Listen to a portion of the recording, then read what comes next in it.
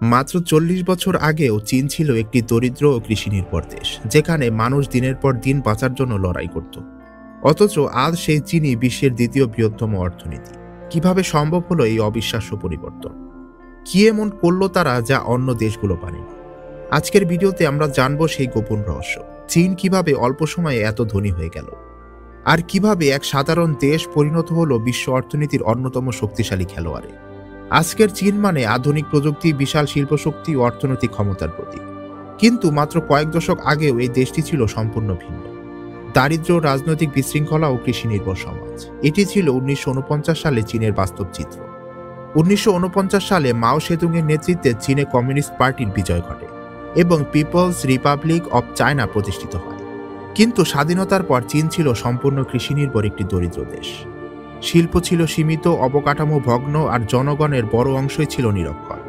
মাও সেতুং চেয়েছিলেন দেশকে দ্রুত শিল্পোন্নত করতে, কিন্তু তার প্রয়াসগুলো সফল হয়নি।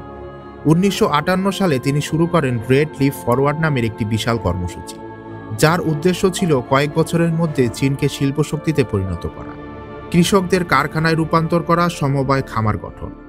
এছাড়াও তিনি ইস্পাত উৎপাদনের প্রতিযোগিতা শুরু করেন, কিন্তু বাস্তবতা ছিল ভয়াবহ। কৃষি উৎপাদন হ্রাস পায়, খাদ্য সংকট দেখা দেয়, আর লক্ষ লক্ষ মানুষ অনাহারে মারা যায়। এই নীতি চীনের ইতিহাসে এক গভীর মানবিক বিপর্যয় হিসেবে চিহ্নিত হয়।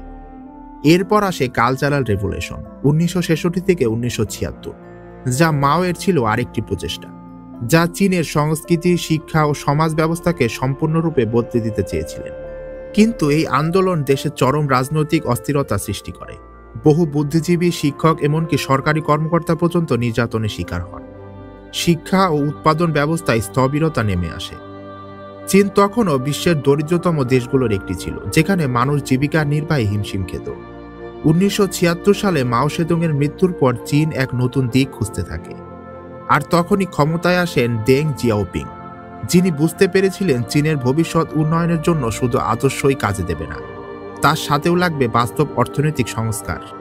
1978 সাল থেকে দেং শুরু করেন এক যুগান্তকারী উদ্যোগ, যার নাম হচ্ছে ইকোনমিক রিফর্মস বা অর্থনৈতিক সংস্কার। এই সংস্কারই চীনের ইতিহাসকে পুরোপুরি ঘুরিয়ে দেয়। দেং জিয়াওপিং ঘোষণা করেন, it doesn't matter whether a cat is black or white as long as it catches mice. অর্থাৎ অর্থনীতির উন্নতি আনতে হলে আদর্শের চেয়ে কার্যকারিতা বেশি গুরুত্ব দিতে হবে। এর ফলে তিনি শুরু করেন ওপেন টু ডোর পলিসি, অর্থাৎ বিদেশি বিনিয়োগের জন্য চীনের দরজা খুলে দেওয়া। এর ফলে বিশ্বের বিভিন্ন দেশ ও কোম্পানি চীনে ব্যবসা করার সুযোগ পায়। বিদেশি পুঁজির প্রবাহ শুরু হয় এবং চীনের অর্থনীতিতে আসে নতুন প্রাণ। এর আগে সমস্ত শিল্প ছিল রাষ্ট্রের নিয়ন্ত্রণে, কিন্তু দেং প্রাইভেট ওনারশিপ বা ব্যক্তিগত ব্যবসারও অনুমতি দেন। মানুষ এখন নিজের ব্যবসা খুলতে পারে, জমি লিজ নিতে পারে, আর বাজারে স্বাধীনভাবে পণ্য বিক্রি করতে পারে। এটি সাধারণ মানুষকে আত্মনির্ভরশীল করে তোলে এবং উৎপাদন ও বাণিজ্যে বিপুল গতি আনে। এছাড়াও চীন প্রতিষ্ঠা করে বিশেষ শিল্পাঞ্চল, যেগুলোকে বলা হয় স্পেশাল ইকোনমিক জোনস। এর মধ্যে সবচেয়ে বিখ্যাত হচ্ছে শেনজেন, যা একসময় ছিল একটি ছোট জেলেপাড়া, কিন্তু আজ এটি বিশ্বের অন্যতম শিল্পনগরী। এছাড়াও সাংহাই, গুয়ানজো এবং অসিয়ামেতেও এইসব বিশেষ শিল্পাঞ্চল তৈরি করা হয়। এখানে বিদেশি কোম্পানিগুলো কর সুবিধা, সস্তা জমি এবং সস্তা শ্রম পেয়ে বিপুলভাবে কারখানা স্থাপন শুরু করে। বিশ্বের বড় বড় কোম্পানি যেমন অ্যাপেল, নাইকি, স্যামসাং এবং টয়োটা চীনে উৎপাদন শুরু করে, কারণ চীনে শ্রমিকের মজুরি কম এবং কাজের দক্ষতা বেশি। ফলে পণ্য উৎপাদনে খরচ অনেক কমে যায়, আর চীন হয়ে ওঠে ওয়ার্ল্ড ফ্যাক্টরি বা বিশ্বের কারখানা। এই ধারাবাহিক সংস্কারের ফলাফল ছিল অবিশ্বাস্য।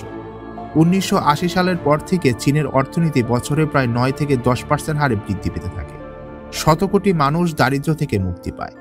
এছাড়াও চীনে তৈরি হয় বিশাল অবকাঠামো, যেমন হাইওয়ে, রেল লাইন এবং আধুনিক শহর। এছাড়াও 1990-এর দশক থেকে চীন যুক্ত হয় বিশ্ব বাণিজ্য সংস্থা WTO-তে, যা তাদের রপ্তানি আরও বাড়াতে সাহায্য করে। বর্তমানে চীন বিশ্বের সবচেয়ে বড় পণ্য রপ্তানিকারক দেশ, আর প্রযুক্তি, নির্মাণ ও কৃত্রিম বুদ্ধিমত্তার ক্ষেত্রে অন্যতম বিশ্ব খেলোয়াড়। বর্তমানে চীন বিশ্বের সবচেয়ে বড় পণ্য রপ্তানিকারক দেশ, আর প্রযুক্তি, নির্মাণ ও এআই এর ক্ষেত্রে শীর্ষ খেলোয়াড়। চীন আজ পৃথিবীর ওয়ার্ল্ড ফ্যাক্টরি নামে পরিচিত। বিশ্বের প্রায় প্রতিটি জিনিসের গায়ে আপনি মেড ইন চায়না লেখা দেখতে পাবেন, আর সেটাই হচ্ছে চীনের সবচেয়ে বড় সার্থকতা। সেটা মোবাইল ফোনই হোক, ইলেকট্রিক যন্ত্রই হোক, পোশাক হোক কিংবা খেলনা গাড়ি। চীনের উৎপাদন ক্ষমতার এই সাফল্যের পেছনে রয়েছে বিশাল শ্রমিক বাহিনী, দক্ষ কর্মসংগঠন এবং তুলনামূলক কম মজুরি। এই তিনটি বিষয় একত্রে চীনকে এমন এক শক্তিশালীতে পরিণত করেছে যেখানে দিনে দিনে তৈরি হচ্ছে কোটি কোটি পণ্য। চীনের সরকার খুব সচেতনভাবে প্রযুক্তি খাতে বিনিয়োগ করে। দেশের সবচেয়ে বড় কোম্পানিগুলো হচ্ছে হুয়াওয়ে, শাওমি, আলিবাবা এবং BYD, যা আজ বিশ্বের প্রতিযোগিতায় নাম লিখিয়েছে। চীন শুধু শিল্প ও প্রযুক্তিতেই নয়, প্রাকৃতিক সম্পদ, সামরিক শক্তিতেও আজ বিশ্বের অন্যতম শক্তিধর দেশ।